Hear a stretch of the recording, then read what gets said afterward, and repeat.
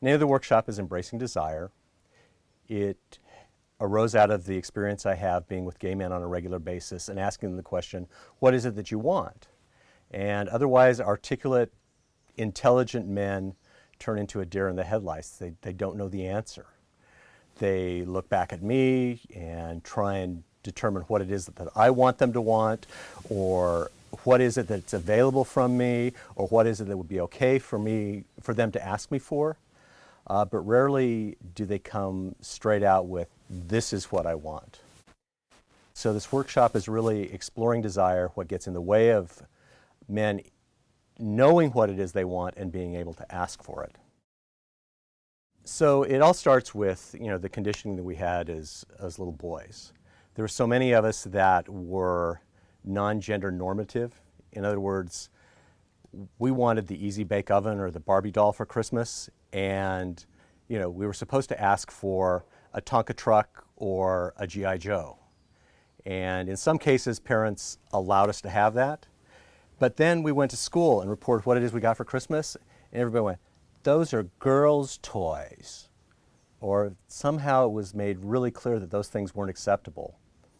And if it just stopped there, it'd be okay. But then we start looking around us and other boys start developing an attraction to girls.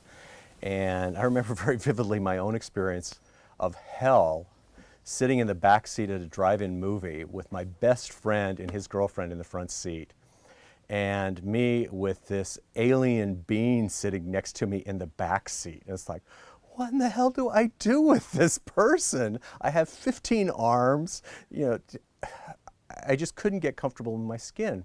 But that's what I was supposed to want. I was supposed to want to be dating girls. And growing up in Ogden, Utah, I didn't know that there was an alternative. And so what I knew deep down inside was probably something I would want. Again, my desire was somehow wrong or not valid. And once I grew into that a little bit and realized that I was attracted to boys and men, not girls, then it was very clear that, that ain't right.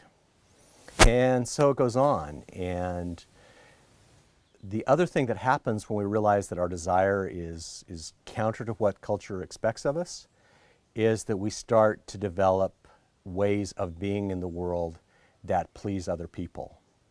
So as we become adults, we know the best new food, we know the best new wine, we know everything about popular culture.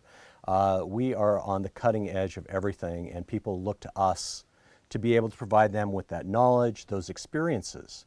And we do that very well.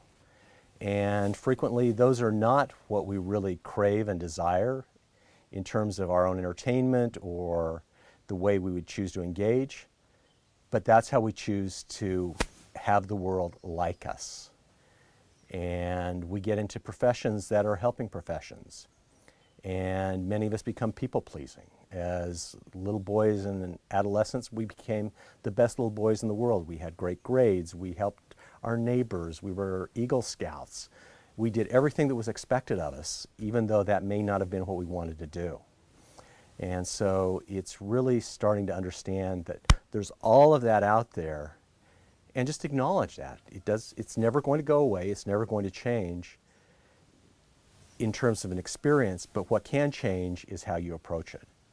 And it's beginning to understand that what you desire, what I desire, is sacred and holy, regardless of what it is, and beginning to really feel that and embody that. Desire is pure. It's how we act on it that it can get complicated. Once we start acting on it in a way that takes away choice from others, makes others feel less than or used, takes away from others' opportunities, then our desires get murky. But it's acting on the desire.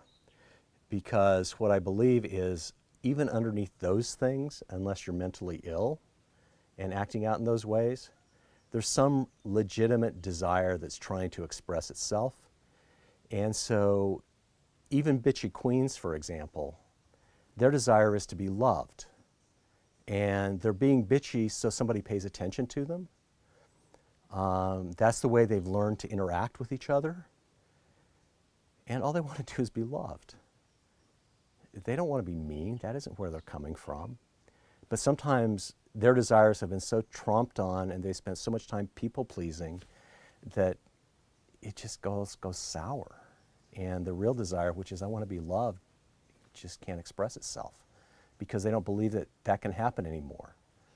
So I'll be an asshole, and that way people really won't love me. And that's one of the other ways we respond to desire, is if it can't be fulfilled, then I'll figure out some way to make it sure it isn't fulfilled. So it isn't about me, it's about something out there. What happens with you when you get in touch with your desire is, first, you start having that desire met. And once you have that desire met, that it builds confidence, it builds self-esteem, and you really start to blossom. That when you can look in the mirror and go, this is what I want, and know how to ask somebody for that, and for them to come back and say, here it is. Here's your Barbie doll. Here's your love. Here's the erotic experience I want to have with you. Things just open up, and you start to get those desires met, and the desires that were previously being met in some sideways way now can be met directly.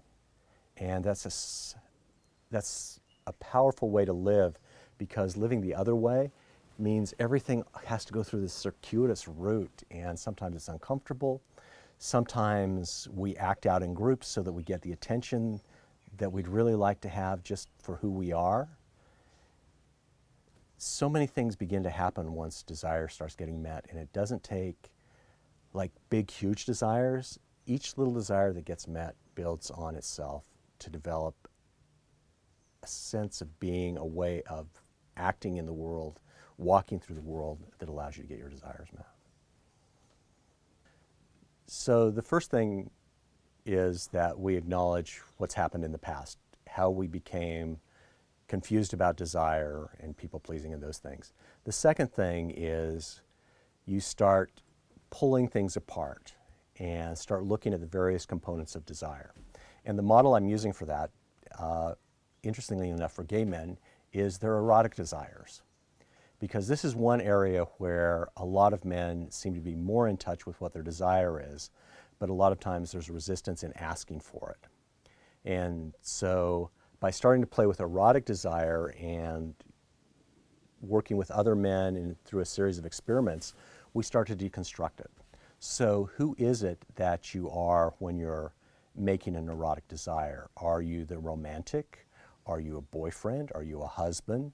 Are you the pig? Are you the leather daddy? Are you the submissive boy?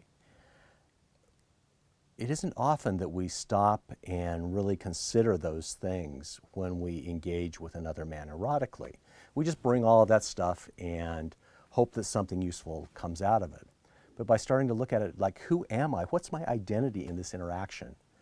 Then you can start to clarify the desire a little bit, because I may want different things if I'm going to engage with you as if I'm a boyfriend. I may want different things if I'm going to engage as a husband. And if I'm going to engage as a pig, it may be things that don't have anything to do with the others. And on the other hand, it may be a lot of the same. But by beginning to frame it on who am I in this moment when I'm expressing my desire, I think is the first thing. The second thing is, what are the things that bring me pleasure? And pleasure and desire are really closely related. So if you can start getting a handle on what it is that brings me pleasure, whether it's Ben & Jerry's or the light touch of a hand slowly moving down my chest, being able to understand where I get pleasure in the world is a big step to understanding desire. And so being able to communicate like that, this is what would bring me pleasure in this moment. And you don't have to think about what will bring me pleasure 6 months from now. Playing in the little crucible of erotic pleasure and erotic play, I can do something very immediate. I don't have to change careers or move or radically overhaul my life to really fulfill my life desire. We can get something very concrete and accomplished in the moment. So those are a couple of things that are really useful in getting there. So the first thing is you probably need to be at least somewhat comfortable in group erotic space. So it doesn't mean orgy space, but it means maybe you've done some work with Body Electric, you've done some work with Kai Ehrhart and Folker in Authentic Eros, or Ian Ellington in some of his workshops. You've been to Easton Mountain, you've been to Wildwood, you may have been to fairy gatherings, places where men are comfortable exploring their erotic selves in a group container with boundaries and agreements on how to create safe space. So that's the first thing. If you have some experience in that, or at least you're curious about it, then that's the first thing. The second thing is you have a desire, and at least you can articulate the desire to figure out how to ask for what you want in life. And if you want to do that in a more defined and clear way, then this is a great place for you to be. There was a man who took the workshop the last time I did it, not too long ago, and he said that he was so excited to be able to go home and be able to look himself in the mirror and realize that he was a man who could know what he wanted and ask for it. And that was just exciting the heck out of him and giving him a lot of hope for where his future was headed. So that's the second thing, is you're curious about that. And then the third piece is you probably need to be able to want to invest some time in looking at this. If this is a passing interest of 30 seconds, then this isn't it for you. This is something that these are going to be tools that you can use to go out into your life to do this. And you'll actually experience knowing your desire and asking for what you want in the workshop, but then you take your toolkit out in the world. And so if you're expecting to come and you leave and don't do anything else, then this probably isn't the right place for you. But if you're willing to have a new toolkit to embrace life, then this is a great place for you to be. So we're going to be starting on Thursday evening with dinner, and we'll finish up on Sunday afternoon at lunch. We'll be in a residential setting at Easton Mountain in upstate New York. It's near Albany, so you can either take the train or fly into the Albany airport. And then there's transportation that you can arrange from those locations to Easton Mountain, or you can drive. It's about 4 hours from either Manhattan or Boston. Depending on where else you are, men come from Midwest Ohio and places like that. They drive as well. It just really depends on what you're comfortable with. Because I think when we start getting clear on what our desires are, that we stop self-medicating with all of the things that dull us and think that they make us happy. And consumption is clearly one of those things.